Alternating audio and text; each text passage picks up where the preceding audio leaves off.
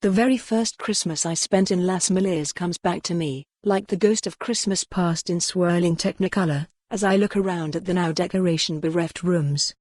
A huge tree stood before the glass doors, a vision of baubles going back to my childhood, a large star touching the ceiling from which a cascade of white lights swathed the branches.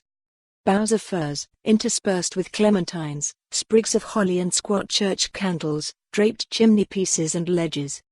Pine scent drifted with the smoke evoking the forest outside and the smell pulsing from the chimneys of nearby farms where different traditions were being followed.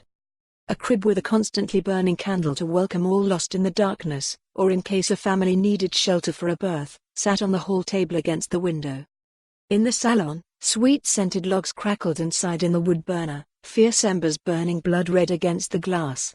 Crystal decanters, filled with whiskey and port, twinkled on the gun table. My books danced in the reflected light as did the photographs of a busy, mainly joyful, life.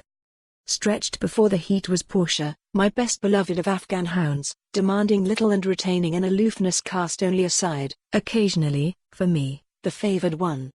In different rooms to the compulsory swelling sounds of Christmas carols, my dearest younger friends, Laura and Steve, here from London, and my still unmarried and carefree son, were dressing.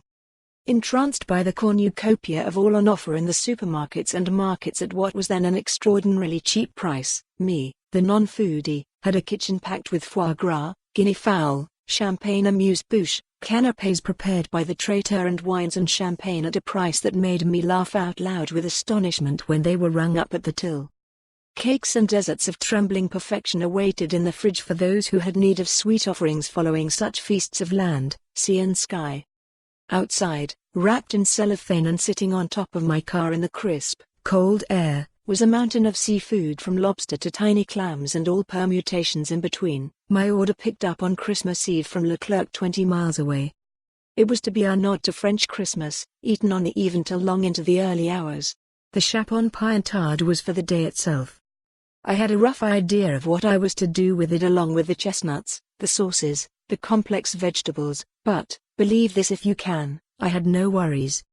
For Steve, a journalist who missed his calling as a chef, was my safety blanket, ready to catch me should I falter on merely entering the kitchen, which was as much a mystery to me as was my presence here.